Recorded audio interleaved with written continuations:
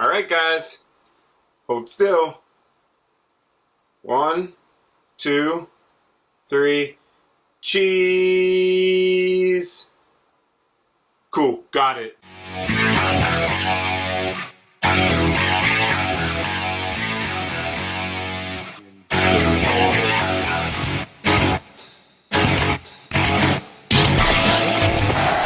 Alright guys, if I had to guess, one of the easiest things that you're not making these days is cheese. Few ingredients, a little bit of dairy, a little bit of acid. We'll season with salt at the end. All you need is a little bit of time and temperature, and you're good to go. It's so easy. Let's make some ricotta. We are going to start with a half gallon of milk. This is the A2 Milk Company milk. This is from specific cows that produce the A2 protein, so it's a little easier on people with lactose issues. That's why I like it.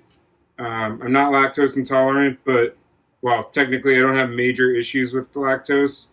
But I like this milk instead. If I'm going to get a dairy milk, this is what I'm going with. So I got a half gallon of milk. We are also going to need some buttermilk. Our buttermilk is going to be 1 ounce.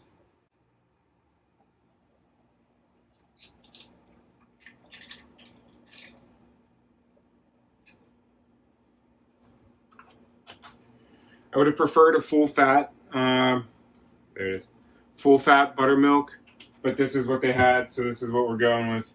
So 1 ounce of buttermilk. We need 1 ounce of heavy cream. Or if you're using a scale that only measures in grams, 28 grams.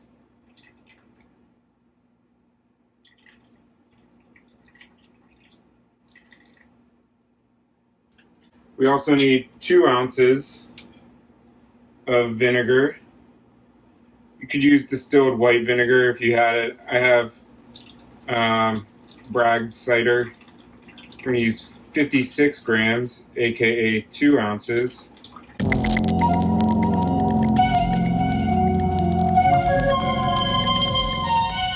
My scale's got a little bit of a lag time on it, so I go slow with that.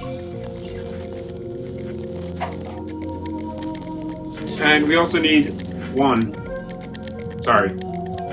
ounces of lemon juice.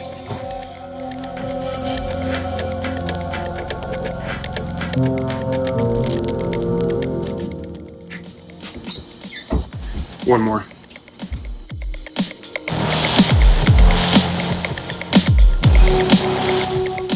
Perfect.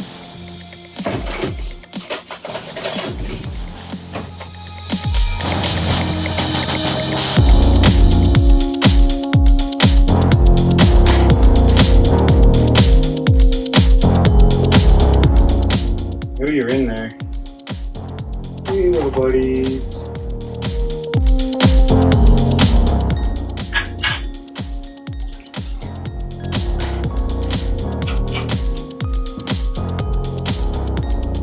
And now over a low flame, we're just going to heat it up. We're going to look for about 190. I know I'm using metric to measure and standard English on the temperature, but that's what I got. So we're going to stir this up. We're going to take it to 190. We're going to wait for the curds to form.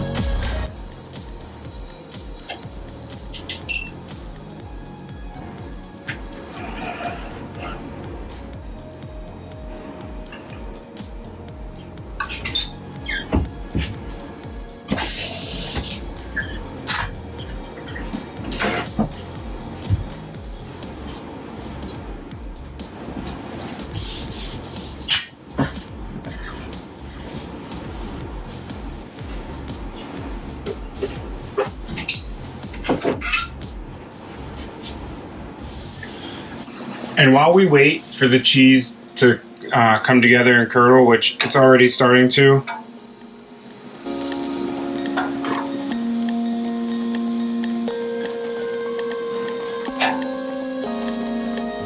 These little bits. We're gonna make sure we have a cheesecloth. Yes, cheesecloth does get used for cheese. A cheesecloth lined strainer that we can pour this into when we are ready. We also have a thermometer to measure that temperature. And again, make sure when you go to calibrate a thermometer, you always use ice water rather than the boil method, because depending on your altitude, water boils at different temperatures, but frozen ice water is always going to be at 32 degrees Celsius. So make sure you're using ice water when you're calibrating. If you haven't calibrated in a while, it's a good idea.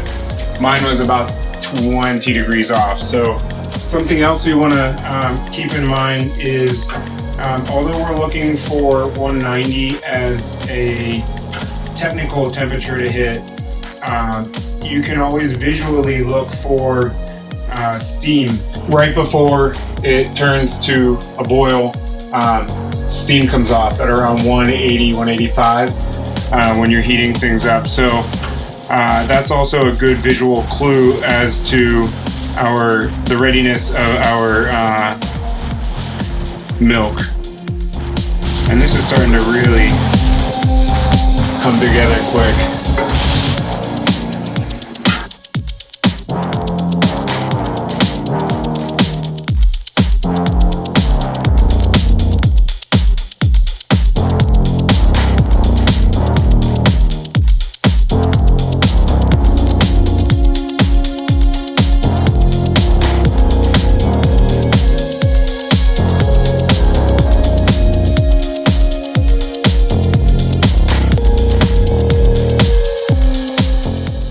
What's interesting too is if you look, maybe that camera is not going to give us such a good visual. Maybe we can get it on the GoPro.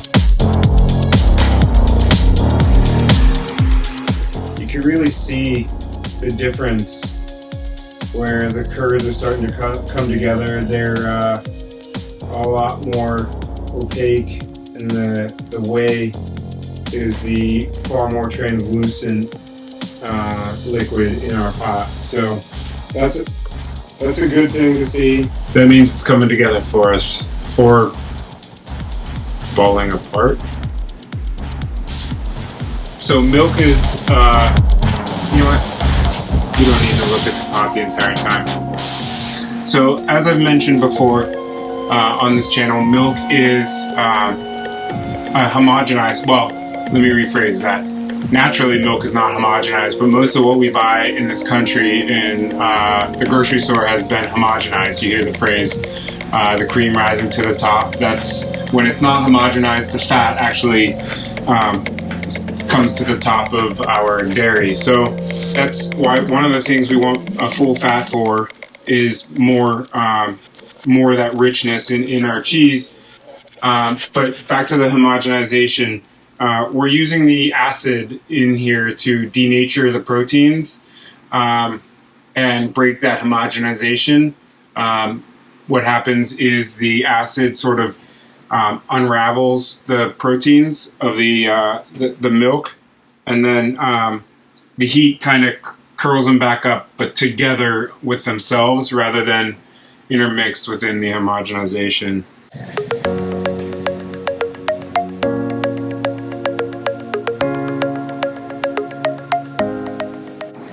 If you had one of those thermometers that you could just like drop in and leave and like set an alarm, this would be the perfect time to use one of those.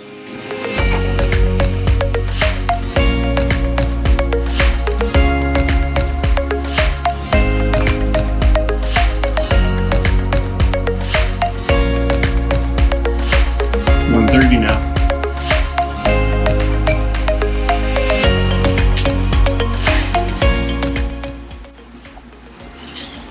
This is so easy, it's kind of boring.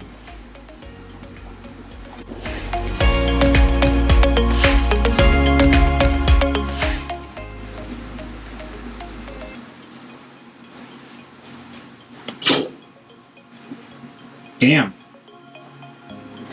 Well, that's definitely 190. I got caught on the internet. We're gonna let that sit for a half hour first. We'll be back. Woo! Alright, so it's been a half hour since we turned off our cheese and it's settled. You can see the whey is mostly at the top and the cheese is near the bottom. So we're going to start straining this out.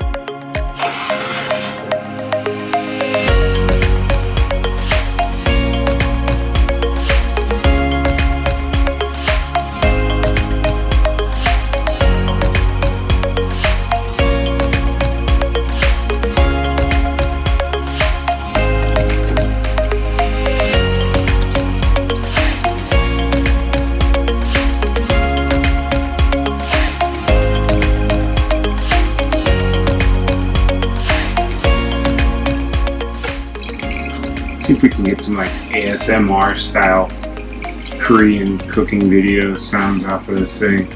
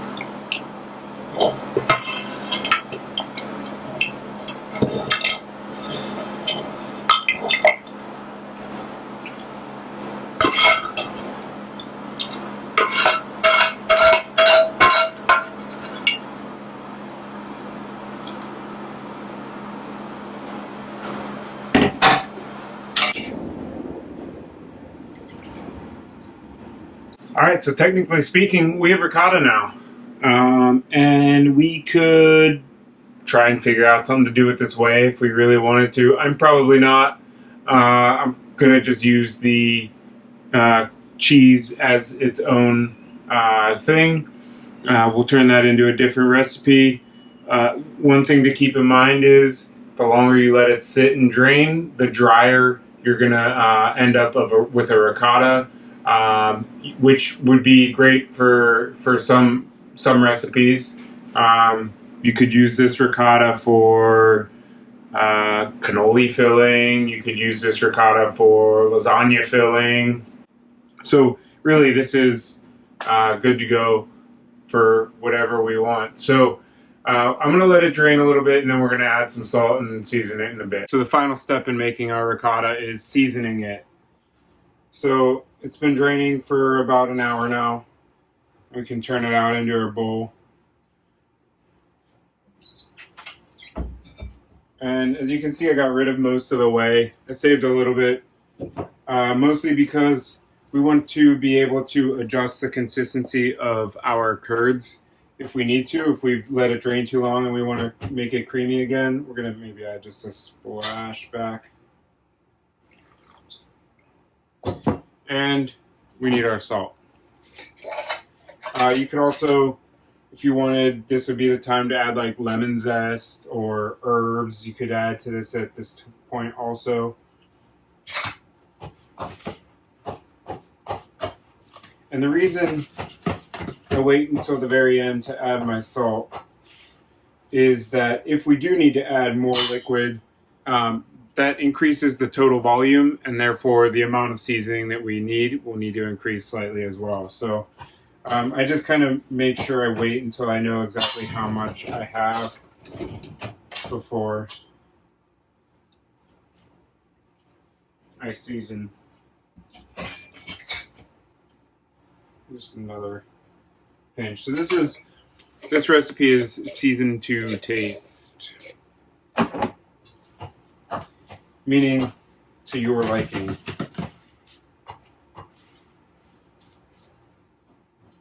Maybe just a little splash more.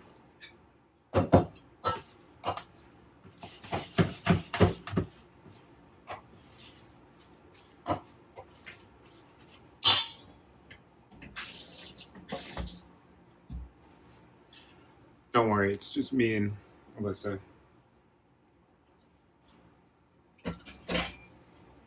Yeah, that's really good.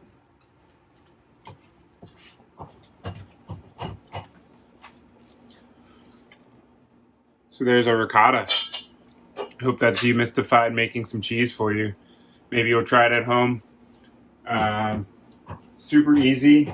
Half gallon looks like it yielded me, what's that, maybe like a pint, 16 ounces or so. Definitely two, yeah, I would call that 2 cups, 16 ounces. So we got quite a bit of cheese out of that. So definitely come back. We're going to do more with this in the next video. But that's a surprise. So make sure you hit the bell icon so you get an alert whenever new videos are posted. Also hit the subscribe button. Give the video a thumbs up. Really helps the channel out. And we'll see you on the next one. Thanks, guys.